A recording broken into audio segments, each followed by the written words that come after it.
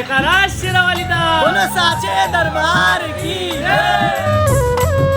मेरे सर पे रख दो माँ अपने ये दोनों हाथ, देना हो तो दीजिए जन्म जन्म का साथ। जय माता दी। एक और नए प्यारे से वीडियो में आप सभी माता रानी के प्यारे भक्तों का एक बार फिर से हार्दिक स्वागत व अभिनंदन है। मेरे पीछे सबसे पहले आप माता रानी के इस पवित्र पावन त्रिकूट पर्वत के दर्शन कर रहे होंगे। माँ भगवती का बुलावा आ गया मार्च के महीने दोबारा से और हम पहुँच गए माँ भगवती के दर्शन करने के लिए। माता रानी के दर्शन हो चुके और अब समय हर बार की तरह इस बार भी अपने यात्रा का एक्सपीरियंस यानी यात्रा का अनुभव आप सबसे साझा करने का। तो वीडियो को ध्यानपूर्वक पूरा देखने के साथ इसे ज़्यादा से ज़्यादा अपने सोशल मीडिया पर शेयर कर दीजिएगा। देखिए, यात्रा की शुरुआत होती है नई दिल्ली से। नई दिल्ली से कटरा हम पहुँचे वंदे भारत, और वो भी रात वाला वंदे भारत था जो रात को लगभग यहाँ पर 11 बजे पहुँचाती है। उस दिन ये ट्रेन काफ़ी डिले थी और 12 बजे के समथिंग में हम पहुँच गए श्री माता वैष्णो देवी कटरा रेलवे स्टेशन। उसके बाद हमारा ये प्लान था कि हमने रजिस्ट्रेशन करा लिया था ऑनलाइन RFID कार्ड के लिए, तो हमने सोचा कि ताराकोट मार्ग पर जाकर वहाँ से RFID कार्ड के लिए जो है रजिस्ट्रेशन दिखा के RFID कार्ड प्राप्त कर ले और अपनी यात्रा की शुरुआत कर दे। लेकिन दरअसल क्या था ना कि उस दिन होली की वजह से, होली के कारण श्रद्धालु की बहुत ज़्यादा रौनक कटरा शहर में बढ़ गई थी। लगभग 45,000 से भी ज़्यादा का आंकड़ा पार हो चुका था और श्राइन बोर्ड द्वारा 45,000 50,000 के आसपास में एक लिमिट सेट है श्रद्धालु का। तो इस वजह से उन्होंने यहाँ पर जितने भी काउंटर्स थे RFID कार्ड के लिए वो सबको क्लोज़ कर दिया। इवन ऑनलाइन वाले श्रद्धालुओं को मिल रहा था ज़रूर, लेकिन जैसे हम पहुँचे हमारा नंबर आने वाला था तो तुरंत से जो है वो काउंटर्स बंद हो गए और हमें RFID कार्ड प्राप्त नहीं हो पाया। कुछ इस तरह का हमारे साथ ये अनुभव रहा। लेकिन फिर हमने कहा कि चलो माता रानी की जैसी इच्छा। काउंटर बंद हो गया तो बोला गया कि 4 बजे तक का वेट करिए, 4 बजे के आसपास काउंटर ओपन होगा और फिर आपको सुबह में RFID कार्ड मिलना शुरू हो जाएगा। हमारा इंतज़ार चल रहा था, हम पूरी रात जाग रहे थे कि अब काउंटर खुलेगा, अब RFID कार्ड लेंगे। लेकिन इतनी लंबी कतार वहाँ पे भी लग गई कि लगभग 4 घंटे हमें लग गया RFID कार्ड प्राप्त करने में, जो काफ़ी लंबा समय होता है। 4 घंटे के बाद हमें RFID कार्ड मिल गया और हमने अपनी यात्रा की शुरुआत कर दी। अब यहाँ पर एक एडिशनल जानकारी आप सबके लिए ये है कि अगर आप ऑनलाइन रजिस्ट्रेशन करा के आते हैं RFID कार्ड के लिए तो आपको ताराकोट मार्ग पर जाना और वहाँ पर आपको 24 घंटे RFID कार्ड मिलता है। लेकिन सिर्फ ऑनलाइन रजिस्ट्रेशन वाले श्रद्धालुओं को ही ये कार्ड की बेनिफिट या ये बेनिफिट आपको मिल जाएगा, वहाँ से कार्ड आप ले सकते हैं। इस बात का बहुत ध्यान रखिएगा। फिर हमने ऑलमोस्ट सुबह के 9 बजे के आसपास यात्रा की शुरुआत कर दी और ताराकोट मार्ग के रास्ते से ही हमने शुरुआत किया क्योंकि पुराने मार्ग पर काफ़ी रश था, जिसके चलते हमें इसी मार्ग से यात्रा शुरू करना पड़ा। और ऑलमोस्ट ऐसा समझ लीजिए कि दोपहर के 1 या 2 बजे के आसपास हम भवन पहुंच गए माता रानी की कृपा से। और वहां पर हमें ये भय था ना कि इतने ज़्यादा श्रद्धालु की रौनक बढ़ गई है तो फिर हमें दर्शन कैसे होंगे, क्योंकि अलग ही अनुभव हो जाता है। आप सभी घबराते होंगे श्रद्धालु की रौनक रस को देख के। हम हर बार माता रानी से यही प्रार्थना कर रहे थे कि हे माता रानी, आप जो भी करिएगा अच्छा करिएगा, मतलब हमें दर्शन हो जाए अच्छे से।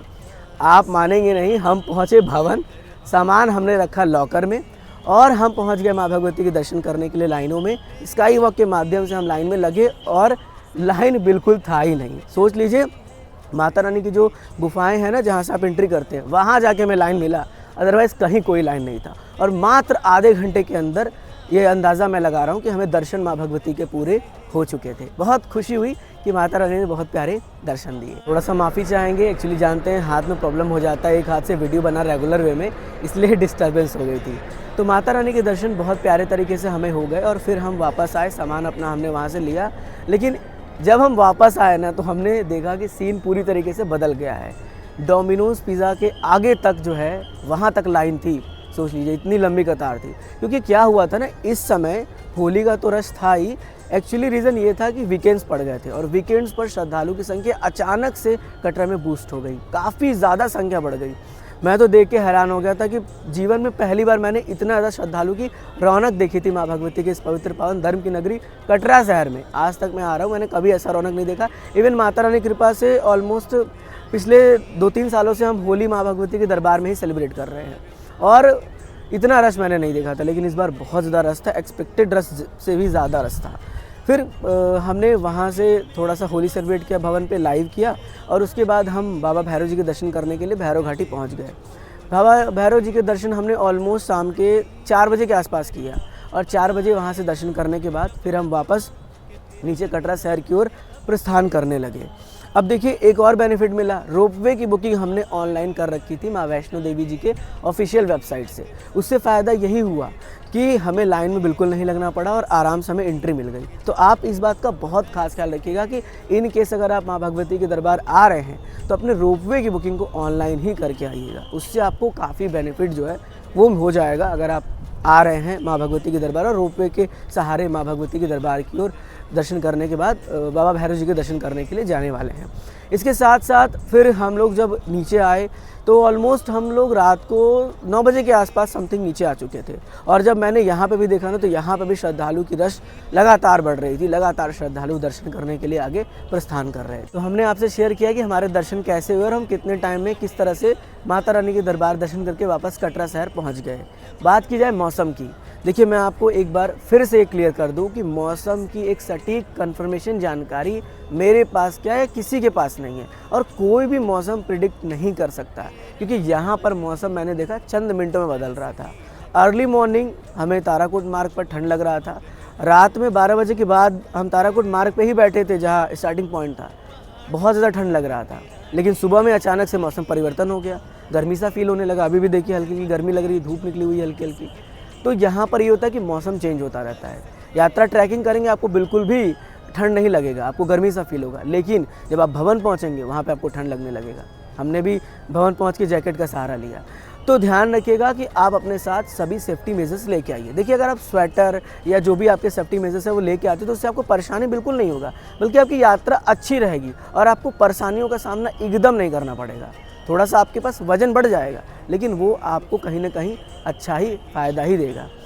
तो ये सब तो हमारा मौसम से रिलेटेड जानकारी हो गई। अब बात करते हैं दर्शन का। देखिए दर्शन के लिए सबसे परफेक्ट मेरे हिसाब से टाइमिंग दोपहर के 12 बजे के बाद और रात के 12 बजे के बाद है। इस दौरान अगर आप माँ भगवती के दर्शन करने के लिए जाते हैं तो आपको ज़्यादा लंबी कतारों का सामना नहीं करना पड़ेगा और आपको दर्शन बहुत अच्छी तरीके से होंगे। आप ज़्यादा टाइम वहाँ पे थोड़ा सा रुक के दर्शन अच्छे से कर पाएंगे, क्योंकि श्रद्धालु की थोड़ी सी रौनक इस टाइम डिक्रीज़ होती है। जितना मेरा एक्सपीरियंस है, जितनी बार मैं दरबार आया हूँ, दर्शन किया हूँ, तो मेरा जो एक्सपीरियंस है ना वो मैं आपसे शेयर कर रहा हूँ। तो इस टाइम जाएंगे बेहतर दर्शन होगा, अच्छे से दर्शन कर पाएंगे आप माता रानी के। और कोशिश ये करिएगा कि सुबह शाम की आरती शुरू होने से पहले और आरती खत्म होने के बाद आपको लाइन में नहीं लगना है, अदरवाइज़ ज़्यादा लंबी कतारों का सामना भी करेंगे और दर्शन भी आपको उस हिसाब से नहीं हो पाएगा। इस बात का भी बहुत खास ख्याल रखिएगा। थोड़ी सी बात कर ली जाए सुविधाओं की, तो देखिए जब मौसम साफ़ रहेगा तो हेलीकॉप्टर आपको 100% चलता हुआ देखने को मिल जाएगा। ऐसी सुविधाएँ आपको हर प्रकार की मिल जाएंगी, चाहे घोड़ा पिट्ठू पालकी हो, रोपवे हो, आपका हेलीकॉप्टर ही हो, बैटरी कार हो, हर प्रकार की सुविधा मिल जाएगी। अभी देखिए हेलीकॉप्टर चल रहा है, कटरा शहर में मौजूद हूँ, तो ऐसे में आपको हर प्रकार की सुविधाएं जो है वो मिल जाती हैं और श्राइन बोर्ड द्वारा सभी प्रकार की सुविधाएं श्रद्धालुओं को समय रहते दे दी जाती हैं। तो अरे कई बार डिस्टर्ब हो जा रहा है क्लिप में, दरअसल हाथ दर्द होने लगता है ना ऐसे करके बनाना वीडियो। एक छोटी सी एडिशनल जानकारी मैं आपसे और शेयर कर दूँ। मैंने आपको बताया था, मुझसे वो मिस्टेक हो गया था कि जो लॉकर नंबर 3 है जो स्काई वॉक के ठीक थोड़ा सा आगे जाने पर है, वो लॉकर परमानेंटली बंद हो गया। लेकिन वो परमानेंटली बंद नहीं था, वो टेम्प्रोरी बंद था। दरअसल होता क्या है, श्री माता वैष्णो देवी श्राइन बोर्ड द्वारा उस लॉकर को ऐसे बंद रखा जाता है, लेकिन जब श्रद्धालु की रौनक एक्सपेक्टेड से बढ़ जाती है, श्रद्धालु की रौनक इंक्रीज़ होने लगती है, तो उस लॉकर को भी ओपन कर दिया जाता है, वो भी ऑपरेशनल में हो जाता है। इस बात का भी आप हमेशा खास ख्याल रखिएगा। तो मुझे भी इस बार जानकारी मिली तो मैंने सोचा आपसे ये जानकारी भी आपसे शेयर कर दूँ और आप तक ये जानकारी पहुँच जाए। देखिए एक जानकारी और आपके लिए रहेगी कि आप जब भी माँ भगवती के दरबार जा रहे हैं पूरी प्लानिंग के साथ जाइएगा। आपको कैसे कैसे यात्रा करना है, क्या आपका शेड्यूल होने वाला है। अगर आप प्लानिंग के साथ यात्रा करते हैं ना, आपकी यात्रा बहुत अच्छी होने वाली है। और इस बार तो माता रानी की इतनी कृपा रही, शायद आपको नहीं पता होगा, सोशल मीडिया पे मैंने एक्टिव किया था। मैं गया था भगवान श्री राम जी के दर्शन करने अयोध्या जी, और वहाँ पे अचानक से मैं सीढ़ियों से उतर रहा था, पैर स्लिप हो गया और पैर में हो गए प्रॉब्लम, मैं चल ही नहीं पा रहा था। और उस दिन से मैं सिर्फ यही सोच रहा था कि मैं माँ भगवती के दरबार कैसे जाऊँगा, कैसे चढ़ाई करूँगा, कैसे दर्शन होंगे। इतना ज़्यादा मैं रो रहा था, माता रानी से प्रार्थना कर रहा था, हे माता रानी मुझे ठीक कर दो, मुझे यात्रा करना है, यात्रा करना है। इतनी नेगेटिविटी मन में भर गई थी, इतनी नेगेटिविटी भर गई थी कि मैं आपको क्या बताऊँ। लेकिन मेरी मम्मी जो थी ना, वो मुझे हमेशा मोटिवेट कर रही थी, कह रही थी कि आप जिसके लिए जा रहे हो उस पर भरोसा रखो, वो आपको दरबार बुलाएगी भी, दर्शन भी कराएगी, चढ़ाई भी आप इसी पैर से करेंगे। और लिटरली बता रहा हूँ, जैसे मैं कटरा शहर में कदम रखा, मेरा दर्द दूर हो गया और मैं इसी पैर से माँ भगवती के दर्शन करके एक दिन में नीचे भी कटरा आ गया। और अब तो इसमें दर्द है ही नहीं, पता ही नहीं चल पा रहा कि इसमें कोई दर्द था। तो यही होता है कि अगर आप पॉजिटिव सोचेंगे तो आपके साथ पॉजिटिव ज़रूर होगा, और नेगेटिव सोचेंगे तो नेगेटिव होगा। इसलिए पॉजिटिव मन के साथ आइए, अच्छी सोच के साथ आइए, माता रानी की कृपा से आपकी यात्रा ज़रूर सफल होगी। ऑलमोस्ट हर प्रकार की जानकारी, यात्रा एक्सपीरियंस मैंने आपसे शेयर कर दिया। कोई डाउट, कोई प्रश्न नीचे कॉमेंट कर दीजिएगा, आपको उसका रिप्लाई ज़रूर दिया जाएगा। मिलते हैं फिर एक और नई प्यारी सी वीडियो में। माता रानी से आप सबके लिए प्रार्थना करूँगा, माँ भगवती आप सबको बहुत जल्द अपने दरबार बुलाए। God bless you all. जय हिंद, जय माता दी।